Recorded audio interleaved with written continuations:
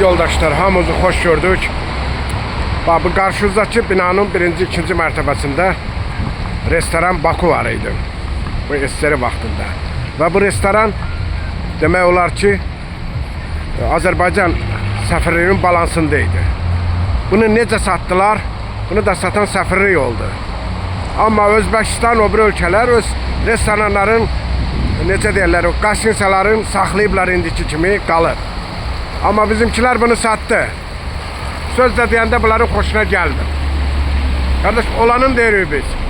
Bunu niye sattılar? Kim sattı? Bunu araştıran da yoktu. Bize ne verilmişse Sovet İttifakı vaxtında hamısını sattılar. Adi kinoteatrı vermiştiler Azerbaycan'ın sərəncamına. Onu da düzgün istifade eləmədilər. Ben bu restoran hakkında çok büyük bir veriliş hazırlayacağım Allah korusun. Bu bizim gurur yerimiziydi. Bizden 100 metre o tarafta magazin Armeniya, restoran Armeniya orada durur.